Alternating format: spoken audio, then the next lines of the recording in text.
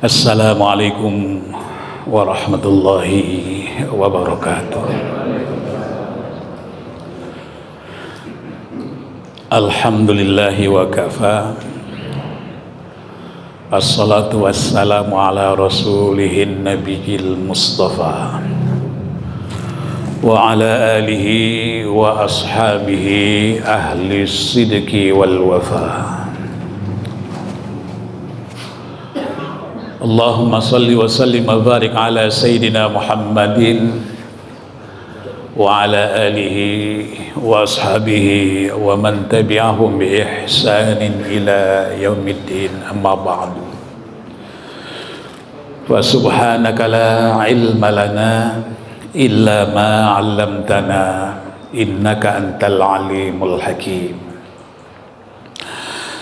Alhamdulillah, kita bersyukur kepada Allah Subhanahu wa ta'ala.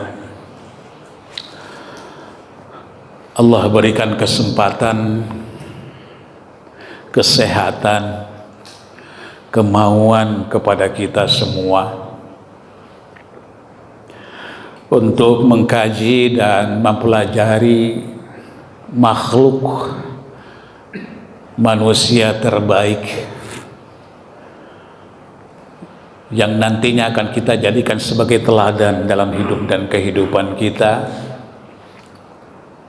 itu baginda Rasulullah Sallallahu Alaihi Wasallam,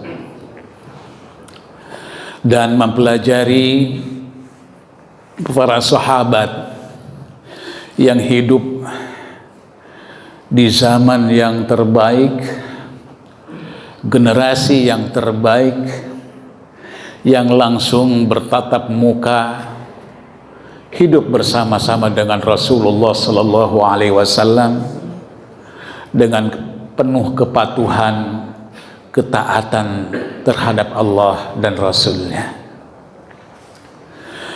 Mudah-mudahan kajian sirah nabawiyah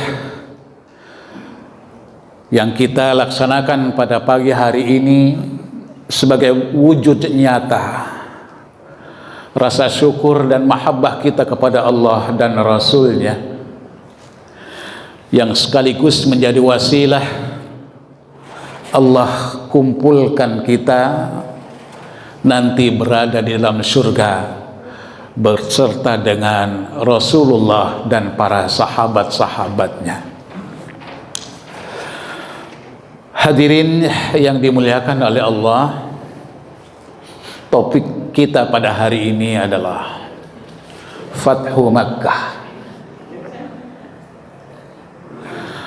Allah Subhanahu wa ta'ala menanamkan agama ini, agama Islam, sebagai agama yang sempurna.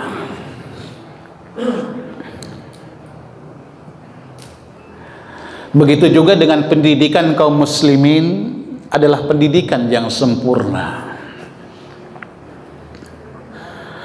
Cobaan-cobaan yang dahsyat silih berganti terhadap kaum muslimin yang begitu mengganggu hati mereka. Allah berkehendak agar kita bertakwa kepadanya. Gelas kaum musyrikin Quraisy itu dipenuhi dengan kezaliman,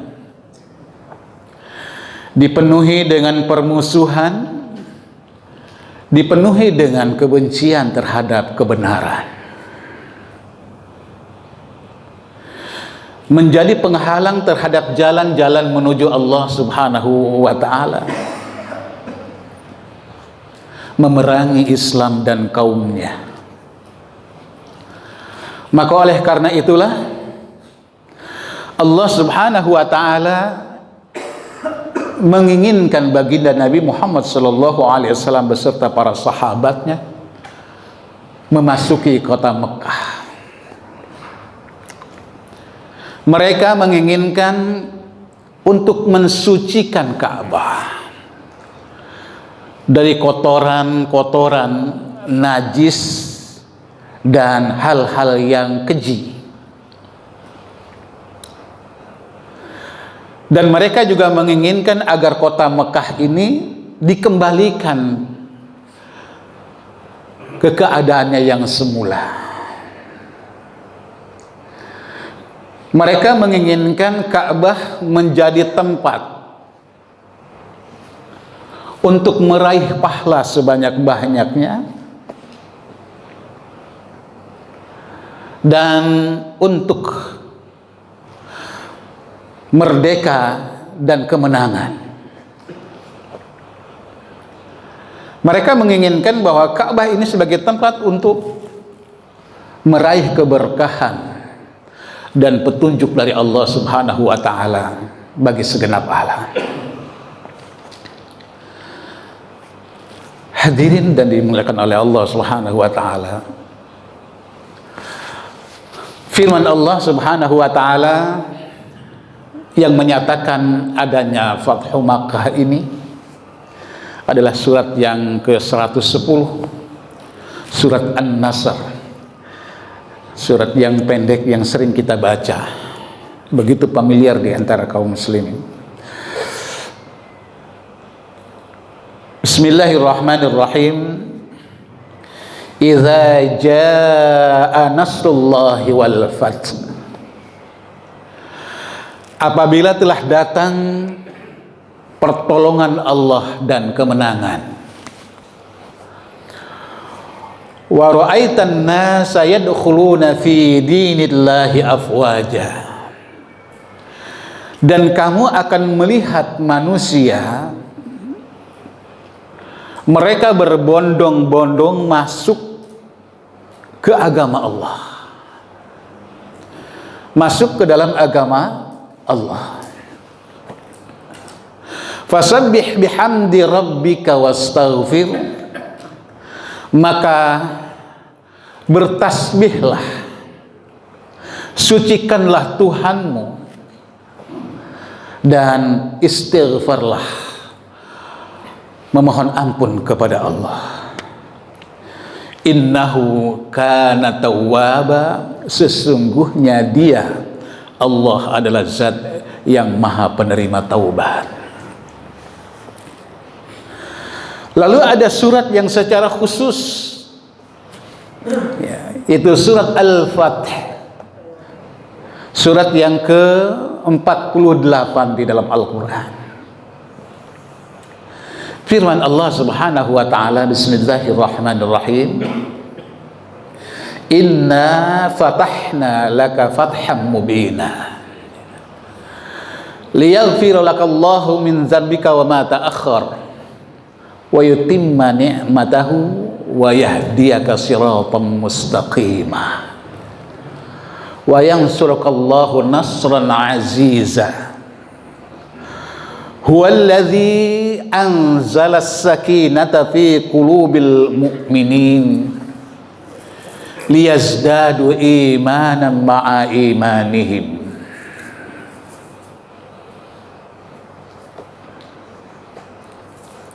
Walillahi junudus samawati wal ard wa kana Allahu aliman hakima. Hadirin yang dimuliakan oleh Allah, judul yang kita bahas pada hari ini terdiri dari dua kata. Yang pertama adalah kata Fathu, yang kedua adalah kata Makkah. Kita akan banyak membahas kata Fathu ini, dan sebelumnya kita dahului untuk sedikit membahas tentang Makkah. Makkah adalah satu wilayah dan daerah ma'rufun wa ma'lumun wa masyhurun, sangat terkenal dan diketahui sejak zaman di mana Allah Subhanahu wa taala ciptakan manusia pertama. Nabiullah Adam alaihissalam dan Siti Hawa, ketika dia melanggar satu larangan saat diberikan kesempatan hidup berada di dalam surga, memakan buah khuldi, kemudian sebagai sanksinya dari pelanggaran tersebut dibuang ke muka bumi dengan tempat yang terpisah. Nabi Adam sangat menyesali perbuatan tersebut, akhirnya bertaubat 300 tahun lamanya, terus berdoa tanpa henti pagi, siang, dan malam. Pada tanggal 10 Muharram diterima taubatnya. Nabi Adam berjalan menuju Makkah Al-Mukarramah, bersimpuh di hadapan Allah di depan Ka'bah dan berdoa.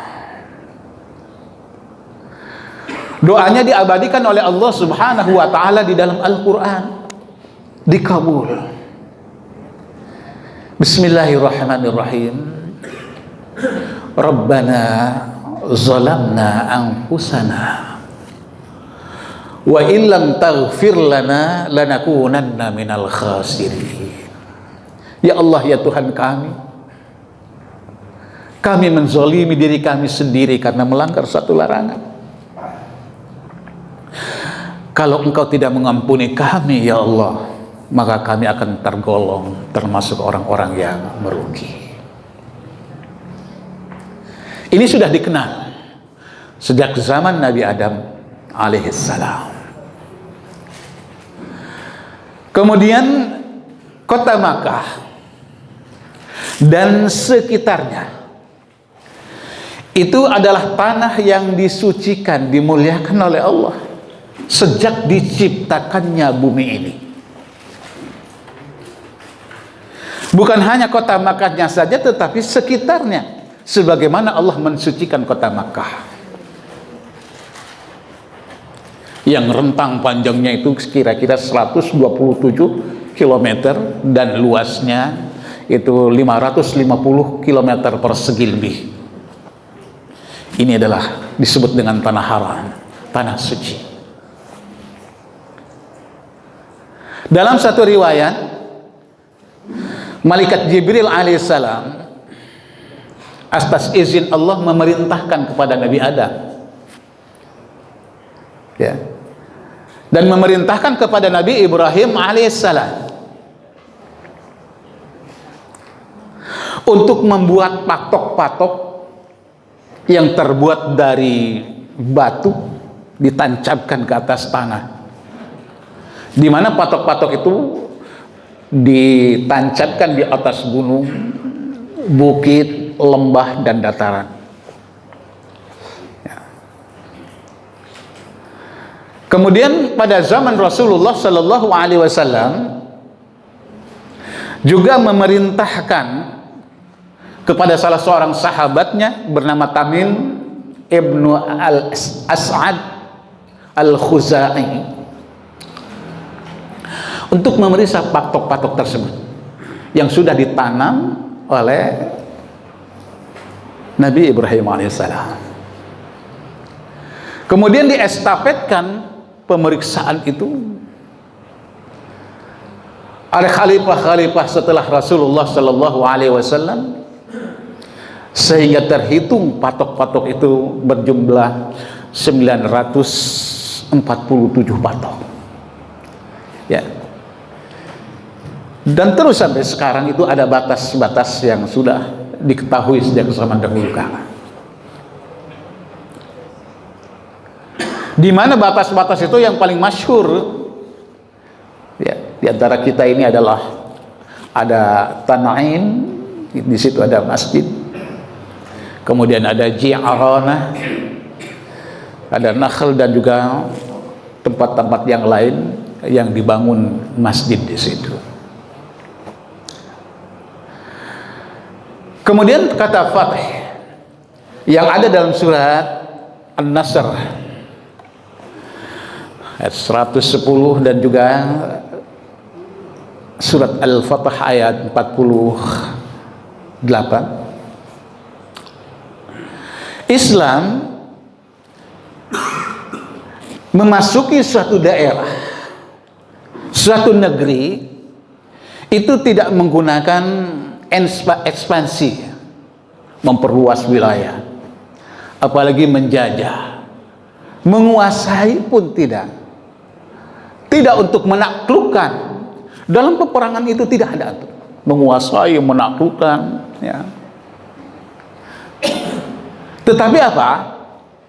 Allah Subhanahu wa taala membahasakan dengan al-Fatih. Membuka. Fataha yaftahu fathan. Itu membuka. Beda ini. Ini yang membedakan antara Islam masuk ke suatu negeri dengan penjajah yang masuk ke suatu negeri.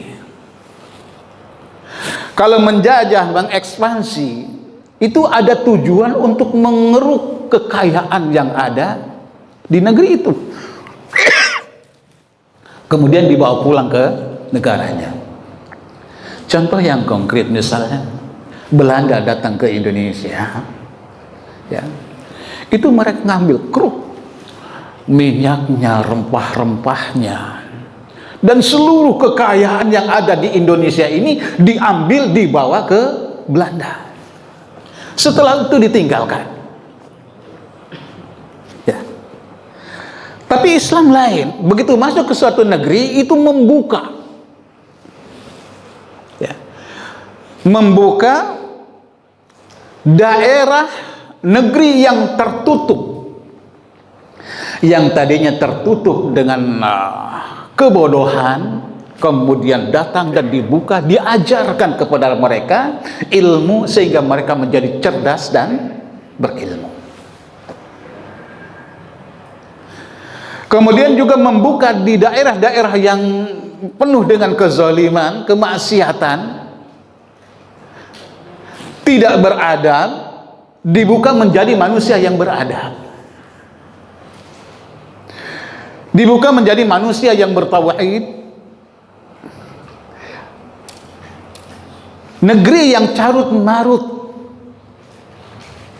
ekonominya berantakan, dibuka menjadi negeri yang memiliki kemampuan bersaing bidang-bidang ekonomi, menjadi negeri yang kaya, menjadi negeri yang baru. Infrastrukturnya, sistemnya itu diajarkan kepada mereka sehingga mereka memiliki kemajuan di segala bidang.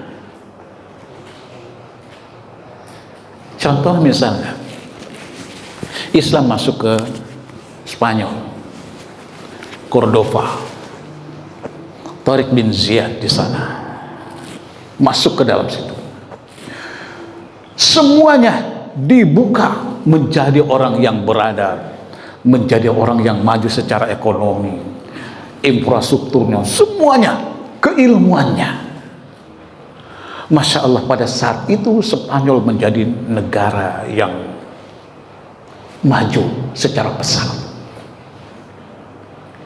Ini saudara-saudara, cuma pada satu ketika Islam mengalami kekalahan, sehingga karya-karya ilmiah para ulama kita dari berbagai macam bidang disiplin ilmu ditaruh di suatu tempat, katakanlah perpustakaan, itu dibakar oleh mereka, kemudian dibuang ke sungai, sehingga sungai tersebut airnya menjadi keruh karena tinta-tintanya para ulama. Andaikan saja itu kitab-kitab karya-karya para ulama itu terselamatkan, maka dunia ini jauh lebih pesat kemajuannya di bidang ekonominya, di bidang politiknya, sosialnya, dan juga bidang-bidang yang lain. Ini adalah karya ulama kita. Saudara-saudara, ini adalah al-fath. Jadi Islam tidak menggunakan ekspansi atau menguasai atau menaklukkan. Cuma kata fath di dalam bahasa Arab ini tidak susah untuk diterjemahkan ke dalam bahasa Indonesia. Saking kayanya, pantas kalau Allah Subhanahu wa taala menjadikan kitab suci Al-Quran yang bergunakan bahasa Arab. Bahasa Arab adalah aghnal lughah fil alam, bahasa yang paling kaya kosakatanya di dunia ini, dan banyak sekali kalimat-kalimat, kata-kata bahasa Arab yang sulit untuk diterjemahkan ke dalam bahasa Indonesia. Bahasa Indonesia tidak bisa mengcover makna yang ada dalam bahasa Arab. Iman itu tidak pas untuk dikatakan percaya. Fatah itu juga tidak pas untuk dikatakan untuk penaklukan, apalagi ekspansi. Terpaksa karena tidak ada kalimat yang bisa mewakili makna itu, maka sudahlah, Fath itu diartikan penaklukan kota Mekah, Fathu Mekah.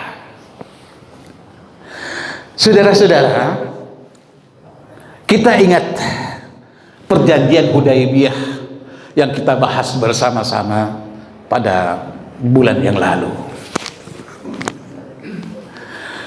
Sulhul Hudaybiyah itu disebut juga Fathu Hudaybiyah. Saya ingatkan kembali bahwa Hudaybiyah itu adalah nama sumur kemudian dijadikan nama tempat, ya, kemudian dijadikan nama tempat, namanya Hudaybiyah. Kemudian Sulhul Hudaybiyah juga diartikan sebagai Fathul Hudaybiyah karena Sulhul Hudaybiyah, perjanjian Hudaybiyah adalah sebagai sebab wujudnya adanya Fathu Makkah. Ini saudara-saudara, dalam perjanjian Hudaybiyah, butir-butir yang disepakati oleh Rasulullah dengan kaum kafir Quraisy, secara kasat mata makna-makna yang zahir di dalamnya itu semuanya merugikan umat Islam. Ada genjatan senjata selama 10 tahun, tidak ada peperangan, gitu ya. Kemudian orang Makkah kalau pergi ke Madinah, orang kafir Quraisy pergi ke Madinah, ya, kemudian Madinah itu kaum muslimin berkewajiban untuk mengembalikan ke Makkah. Tapi sebaliknya kalau orang-orang Madinah, orang Islam datang ke Makkah, itu tidak berkewajiban untuk mengembalikan ke sana. Kan ini curang nih, ya, ini adalah suatu kecurangan. Tapi butir-butir itu dibaca oleh sahabat, dibacakan, kemudian Rasulullah menyetujuinya, menyetujui Rasulullah tentang Umar bin Khattab, ya, geram dia. Ya Muhammad, alasta nabiyan, bukankah engkau adalah seorang nabi? Alasta rasulan, bukankah engkau seorang rasul? Alasna alal haqqi, bukankah kita berada dalam kebenaran? Tidak setuju itu Rasulullah untuk mensetujui itu perjanjian itu. Maunya Umar, udahlah hajar aja, kita perang aja sekarang. Itu lain Umar bin Khattab karakternya, ya. Umar bin Khattab itu sebelum masuk Islam itu setiap hari itu dia naik ke Jabal Gubes dan menantang jagoan-jagoan orang Quraisy. Siapa hari ini yang berani duel dengan saya? Siapa yang berani mengalahkan saya? Itu Umar bin Khattab. Saudara-saudara, orang-orang kafir Quraisy itu sebenarnya cerdas. Tapi dengan kecerdasan orang tidak cukup. Ya, dengan kecerdasan tidak cukup. Rasulullah Shallallahu Alaihi Wasallam ummi, tidak bisa baca dan tulis, tetapi Rasul tidak bodoh. Dan Rasul pun bukan orang pintar, tapi Rasul adalah sosok pribadi di atas orang-orang pintar karena atas bimbingan wahyu dari Allah Subhanahu wa Ta'ala. Ya. Jadi dengan bimbingan wahyu inilah yang akhirnya melebihi kecerdasan, sehingga secara zahir kata-kata itu merugikan, tapi Rasulullah sudah mendapatkan informasi dari Allah Subhanahu wa taala bahwa perjanjian ini akan menguntungkan dan akan memenangkan Islam terhadap orang-orang kafir Quraisy itu. Yang akan terjadi. Ya. Jadi Rasulullah sudah tahu akan terjadi bahwa suatu saat kita akan dengan perjanjian ini akan mendapatkan kemenangan yang besar. Ya. Ada di antaranya tidak boleh saling menganiaya, tidak boleh saling menyakiti, dan Rasulullah kaum muslimin tidak boleh umroh di tahun itu. Padahal pada saat itu Rasulullah beserta dengan sahabatnya 1.400 orang itu sampai Hudaybiyah dan ditahan tidak boleh masuk kota Makkah. Ini perjanjian yang luar biasa, dan jumlah kaum muslimin dakwah selama di Madinah itu perkembangan yang sangat pesat. Padahal dalam perang Ahzab itu tahun ke-5 Hijriah, jumlah kaum muslimin itu pesat sampai 3.000. Tapi ke-6 Hijriah perjanjian Hudaybiyah itu kaum muslimin sudah 1.400 orang. Itu belum semuanya, karena tidak semuanya untuk menunaikan ibadah umrah dibawa oleh Rasulullah. Tetapi di tahun ke-8 ketika Fathu Makkah, umat Islam sudah mencapai 10.000. Ini dapat menggentarkan hati, nyali orang-orang kafir Quraisy. Dari sebab perjanjian Hudaybiyah yang dilanggar, ya, yang dilanggar oleh orang-orang kafir Quraisy. Ya, di mana pada saat itu ada 2 Bani Bakar dan Bani Khuza'ah. Ini 2 suku yang besar, ya, yang dari dulu memiliki permusuhan secara turun-temurun. Jadi di Makkah itu ada Bani Bakar, ada juga Bani Khuza'ah. Sebelum datangnya Islam, sebelum diutusnya Rasulullah Sallallahu Alaihi Wasallam, mereka itu saling membunuh. Ya. Kemudian setelah diutusnya Rasulullah saling menjaga diri, dan mereka mencari kesibukan sendiri-sendiri. Ketika terjadi gencatan senjata selama 10 tahun ini, pertama oleh Rasulullah digunakan untuk berdakwah sehingga Islam menyentuh dunia Eropa. Ya, kita ingat ketika perang Mu'tah, sampai itu Bizantium tuh, sampai Romawi itu. Ini ya. Kemudian 2 suku ini, ya, terus saling berseteru. Sehingga suatu saat, ya, mereka itu Bani Khuza'ah berada di suatu tempat miliknya, ada sumber mata air.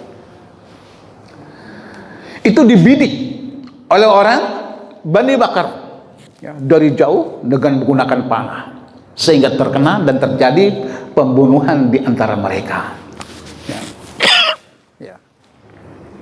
Sedikit kecerdasan Rasulullah dan para sahabat itu, ya, ketika mereka mengatakan itu tidak boleh masuk ke kota Makkah di tahun ke-6 itu,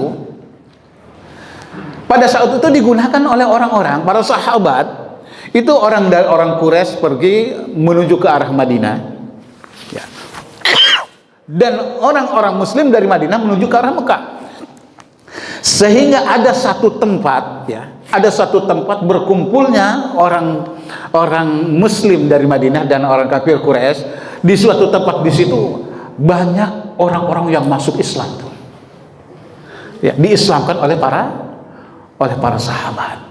Dan ini luput dari pengetahuan mereka, para pembesar orang kafir Quraisy, yang akhirnya ketika terjadi satu pembunuhan, ya, itu peperangan terjadi, dan kesalahan orang-orang kafir Quraisy itu membantu Bani Bakar logistiknya, senjatanya, bahkan secara diam-diam di malam hari mereka juga ikut berperang membantu Bani Bakar itu, sehingga Bani Khuza'ah ini terdesak sampai hampir memasuki tanah haram. Ada di antara mereka Bani Bakar itu mengatakan, wahai kawan-kawanku, kita hampir masuki tanah haram, ya. Jadi walaupun tidak boleh gitu ya, walaupun mereka orang kafir, tapi tetap dia menghormati tanah haram itu sendiri. Ya, akhirnya ada di antara mereka mengatakan, ingat Tuhanmu tidak membolehkan untuk berperang di tanah haram ini. Tapi ada lagi yang teriak di Bani Bakar juga mengatakan bahwa tidak ada Tuhan hari ini. Sudah habiskan saja, tuntaskan saja dendam kalian. Bunuh semua orang-orang Bani Khuza'ah.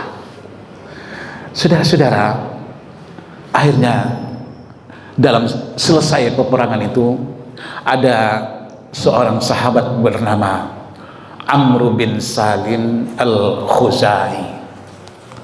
Amr bin Salim Al-Khuzai, dia adalah merupakan salah satu dari kelompok Bani Khuza'ah. Pergi ke Madinah, ya, pergi ke Madinah dengan membawa lantunan-lantunan syair yang isinya telah terjadi peperangan, telah terjadi penyerangan, telah terjadi kezaliman dan juga pembunuhan yang dilakukan oleh orang kafir Quraisy dan Bani Bakar ini. Mereka telah melanggar aturan-aturan dan kesepakatan bersama ketika berada dalam perjanjian Hudaybiyah itu. Lalu Rasulullah Shallallahu Alaihi Wasallam menerimanya dan meyakinkannya, memastikan bahwa engkau akan mendapatkan pertolongan, wahai Amr bin Salim Al-Khuzai. Lalu Rasulullah Shallallahu Alaihi Wasallam mengutus orang untuk memastikan kebenaran berita ini. Apa yang sebenarnya? Dan Rasulullah meminta alasan kenapa dia menyerang kaum muslimin yang ada dari Bani Khuza'ah ini. Maka diberikan beberapa pilihan. Yang pertama adalah supaya mereka membayar diat. Yang melakukan pembunuhan itu membayar diat atau denda, ya, denda dengan jumlah yang sangat besar. Kemudian yang kedua, melepaskan mereka dari perjanjian ini dan menuntut orang yang membunuh orang Islam supaya dikisos, dibunuh lagi. Kemudian yang ketiga, membiarkan mereka Bani Khuza'ah untuk melakukan tindakan yang sama. Saudara, akhirnya Abu Sufyan, ya, Abu Sufyan pada saat itu belum masuk Islam. Dia khawatir betul. Dia sangat galau. Dia takut, ya, karena dia melihat bahwa umat Islam itu sudah begitu luar biasanya berkembang dan memiliki kekuatan yang dahsyat. Ini Abu Sufyan akhirnya pergi dia ke Makkah dengan rasa berat dan malu, takut, kacau, membaur menjadi satu. Dia datang kepada Abu Bakar, tidak berani menghadap Rasul. Dia datang kepada Abu Bakar, memohon supaya Abu Bakar menjadi duta agar menyampaikan permohonan maaf dari orang-orang kafir Quraisy dan meminta untuk tajdid sulhul Hudaybiyah, itu membaharui perjanjian sulhul Hudaybiyah. Nah ini ya. Tapi apa? Abu Bakar menolaknya. Saya tidak bisa berkata apa-apa ya. Kemudian datang kepada Umar. Umar pun menolaknya. Datang kepada Sayyidina Ali bin Abi Thalib. Sayyidina Ali pun juga menolaknya. Kami tidak bisa mengatakan apa-apa. Kami tidak bisa menolong. Datang juga kepada Siti Fatimah. Juga Siti Fatimah tidak mau merespon dan juga tidak bisa berbicara apa-apa. Akhirnya dia memberanikan diri untuk menemui anaknya. Ya, anaknya sudah masuk Islam dan menjadi istri Nabi yang bernama Ummu Habibah, Ummul Mukminin. Ini anaknya Abu Sufyan. Abu Sufyan itu pada saat itu masih Kristen. Ya. Bukan, dia masih kafir Quraisy, belum masuk Islam. Akhirnya masuklah kepada rumah Ummu Habibah, istri Nabi dan juga anaknya Abu Sufyan itu. Kemudian begitu masuk, dia mau duduk, ya, dia mau duduk di atas kasur. Ya. Walamma zahaba liyajlisa ala firasy Rasulillah sallallahu alaihi wasallam tawatsu ya, anhu. Jadi ketika dia masuk ke rumah Ummu Habibah, dia ingin duduk di sebuah kasur. Kasurnya itu langsung ditarik oleh Ummu Habibah. Ya, ditarik dan dilipat. Faqala ya benanti, maka berkatalah Abu Sufyan, wahai anakku, wahai putriku, araghibti fi an hadzal firas am raghibti bihi anni? Apakah engkau lebih suka kepadaku daripada kasur ini, atau engkau lebih suka kasur ini daripada aku? Maksudnya apa? Apakah aku ini tidak layak untuk duduk di kasur yang sudah jelek ini? Ya. Atau memang kasur ini lebih terhormat daripada aku sendiri? Ya. Qalat, maka Ummu Habibah berkata, huwa firasu Rasulillah sallallahu alaihi wasallam. Ini adalah kasur Rasulullah sallallahu alaihi wasallam. Wa anta rajulun musyrikun najisun. Dan engkau ya Aba Sufyan, engkau ayahku, engkau adalah orang yang musyrik, orang kafir, orang yang najis, tidak layak untuk duduk di kasur Rasulullah sallallahu alaihi wasallam. Faqala, maka berkatalah Abu Sufyan kepada anaknya, wallahi laqad asabaki ba'di syarri. Ya. Demi Allah, engkau akan celaka setelah ini. Engkau adalah anak yang durhaka kepada orang tua. Saudara-saudara, akhirnya datanglah Rasulullah sallallahu alaihi wasallam. Kemudian pada saat itu Abu Sufyan memohon ya kepada Rasulullah, meminta maaf, ya, meminta maaf atas kesalahan-kesalahan ini, dan kami ingin memperbaharui perjanjian ini. Ya, atas nama orang-orang Quraisy kami mohon maaf kepadamu ya Muhammad. Dia kena takut. Rasulullah sallallahu alaihi wasallam ini tidak menghiraukannya. Rasulullah diam saja. Ya. Akhirnya Rasulullah diam saja. Ini menyatakan bahwa Rasulullah itu tidak setuju dan tidak memaafkan mereka, karena ini sudah melakukan satu pelanggaran dan tindakan di luar ambang batas kewajaran. Ketika berangkat menuju ke Makkah, dikumpulkanlah bala tentara sebanyak 10.000 orang menuju kota Makkah untuk membuka kota Makkah dari segala kezaliman, ya, keterbelakangan. Ketika disiapkan menuju ke sana, Rasulullah berdoa, ya Allah, tutuplah mata telinga orang-orang kafir Quraisy agar mereka tidak tahu rencana Rasulullah Shallallahu Alaihi Wasallam beserta para sahabatnya ke Mekah untuk menaklukkan. Ya. Berdoa kepada Allah Subhanahu Wa Taala. Di situ ada seorang bernama Hatib bin Abi Baltah yang bersama-sama dengan Rasulullah sudah masuk Islam. Ya. Secara diam-diam dia menulis surat. Ya.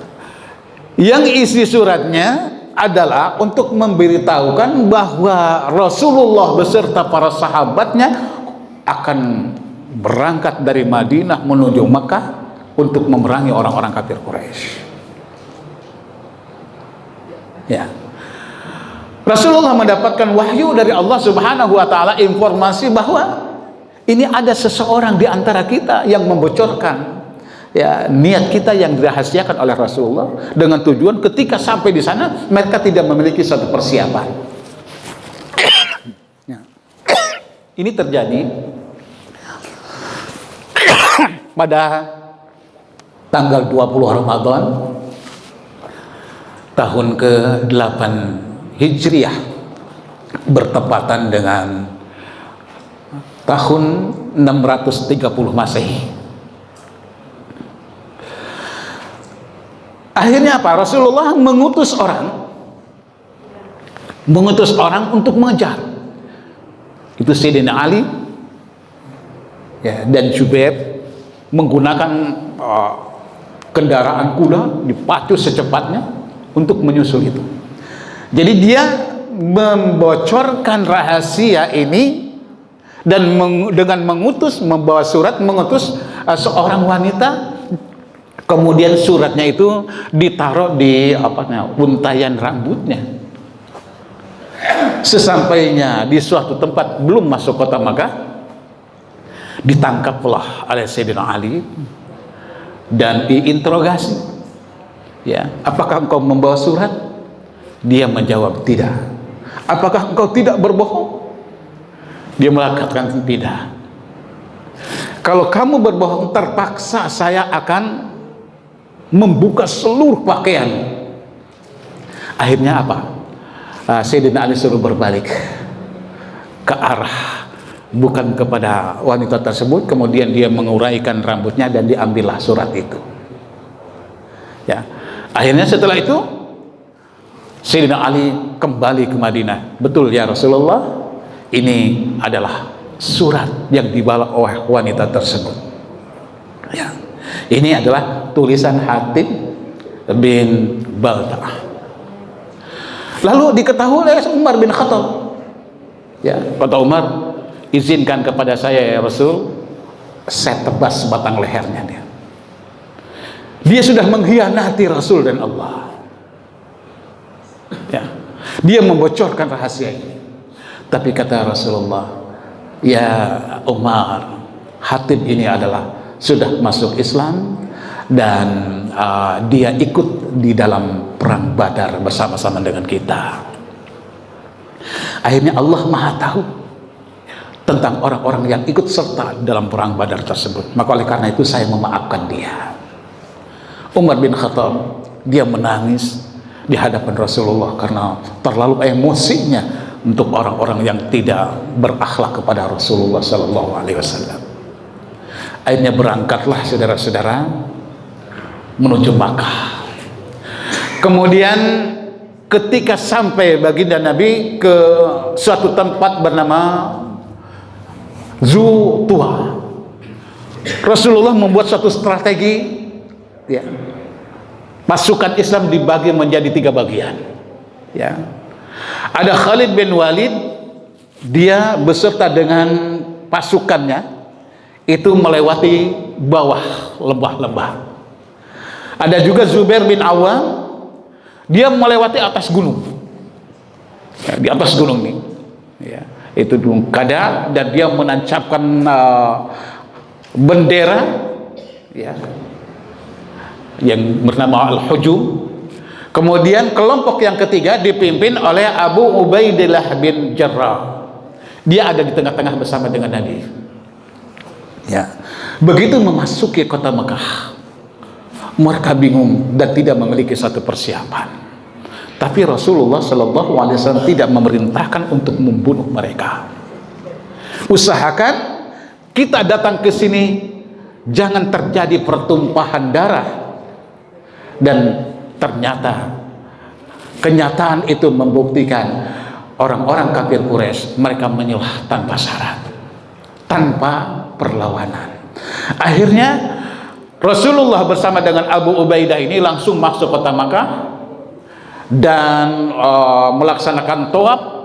Setelah selesai baru menghancurkan patung-patung yang dijadikan sesembahan oleh orang-orang kafir Quraisy.